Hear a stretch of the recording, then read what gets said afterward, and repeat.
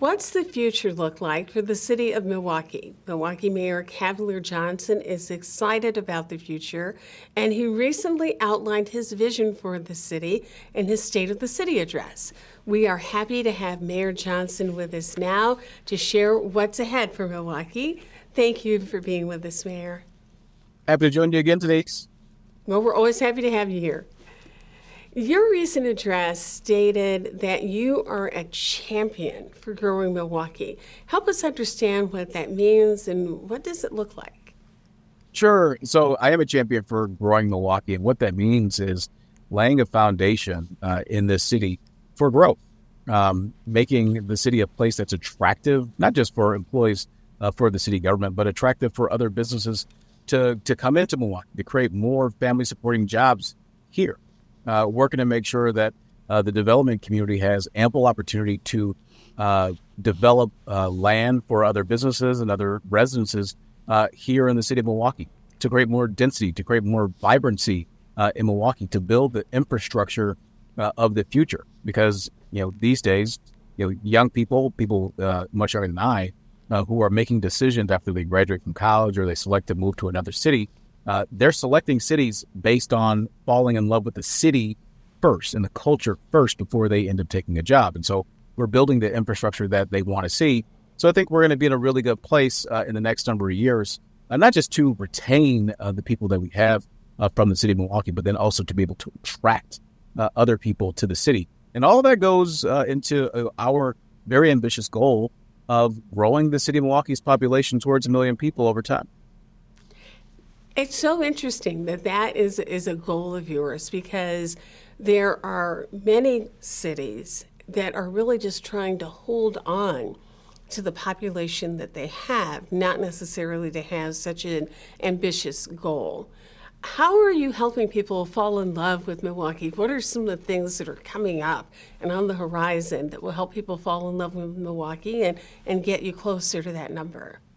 Well, so I am a vocal cheerleader for Milwaukee as mayor. I think that in this day and age, and I'm certainly doing this as mayor, we got to beat our chest a little bit and be a little more proud about this wonderful city that we have. And it really is a great American city on the southwestern shore of Lake Michigan, one of the biggest bodies of fresh water, not just in the United States, but in the world. And as things change in this country and globally over the next several decades, folks, I think, are going to flock to places like Milwaukee. So we're letting folks know that. We're letting folks know about the culinary presence that we have in Milwaukee, the culinary establishments that we have here. We punch well above our weight as it relates to James Beard award-winning chefs and restaurants here in the city of Milwaukee. We talk about big league sports. I mean, we have those here in the city of Milwaukee. We talk about a place that is diverse. I mean, this is the most diverse place in the entire state of Wisconsin, and a place where roughly 1 in 10 Wisconsinites live. And if you look at businesses who have choices, right? They can go to any other place in this country. They are settling in on Milwaukee. They're coming back in from the suburbs, and other larger corporations are deciding to come here as well. So people are seeing Milwaukee. We are talking about Milwaukee. We're exposing Milwaukee to a brand new audience. As a matter of fact, Top Chef filmed a season here in Milwaukee and in Wisconsin. Milwaukee will be primarily featured in that. It'll broadcast images of the city across the United States and across the world. And as you know, this summer, the Republican National Convention will present a major opportunity to showcase Milwaukee to not just a nationwide, but a global audience. And you can disagree with the politics, and I certainly do, but it is undisputed the fact that this presents a major opportunity for us to lift up Milwaukee and tell its story globally. How important is getting that opportunity right? Because it certainly seems that, yes, the RNC is going to be here, but we also, given the fact that it looks like Wisconsin is going to be a swing state again, could be one of the states that helps to determine who's elected president in November. How important, so we're going to have lots of people around, how important is it for Milwaukee to continue to make that good impression and to tell that story? Oh, it's extremely important. Look, if we want more things like that to come here. And this is what I've always said about my support of the RNC coming here. Like, it's not just about the convention itself. Like, that'll certainly play a huge role in opening the door, but that's what it's doing. It's opening its door. It's a means to an end. So when folks come here and they have an excellent time in Milwaukee, and we are working to make sure that all eventualities are considered and met when folks get here on the ground, that a positive experience is had. And then it opens the door for large-scale political, business, sports, entertainment events to come to Milwaukee. So it creates a virtuous economic cycle where more people come here, more eyes continue to be focused on Milwaukee. That means more opportunities, more dollars flowing into our economy, more attention, possibly more jobs coming here, more people visiting here, more people moving here as well. And that, I think, is beneficial to the entire city of Milwaukee. So we are determined to make sure that we do this and do it right. The benefit that we have here, too, is that we were in line. We landed the Democratic National Convention in 2020. Didn't pan out the way that we wanted it to. But we already had a sort of a head start with planning for a large-scale convention like this. And every single year in this community, we host large-scale events. When you think about the Harley-Davidson rally that's going to be annual, when you think about Summerfest, when you think about the State Fair and the spillover that happens in the city, like, we do big things here. So I think we're well positioned to do this and do it well. There are a couple of big things that you're working on at the city level.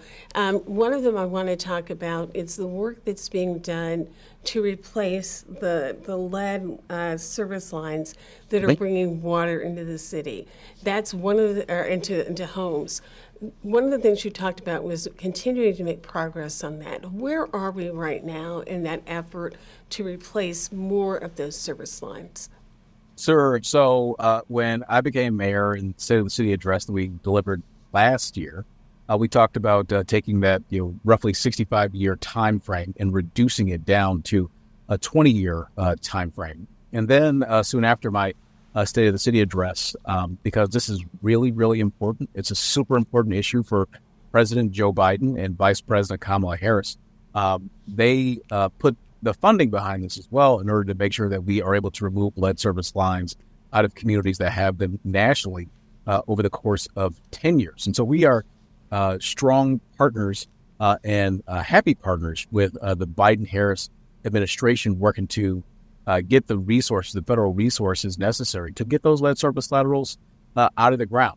So we're using those federal resources to be able to do this. We're developing our plans right now to do it in an equitable way, too, to make sure that we're focusing in on the communities and the neighborhoods that have been most affected by lead poisoning first to pull those lead service lines out. And I had a plan that I announced at a previous State of the City address that we should eliminate the homeowner portion of lead service lateral removal, which was a prohibiting factor to many folks. So we'll focus in on doing this on blocks at a time as opposed to a one shot or one spot here, one spot there sort of approach. We'll go in is our plan to do it blocks at a time and eliminate the homeowner share so we get more of these lead service laterals out of the ground in a more efficient way in the city of Milwaukee in the years to come. It is a big deal for people who live in the city to have that done because it impacts how people feel about their drinking water. Mayor, you've got a lot going on, and we'd love to have you back, to talk a little bit more about some of these other projects a little bit later in the year. I'm happy to come back anytime, Denise. Thanks for having me again. Thank you so much, Mayor. We appreciate your time. We'll be right back.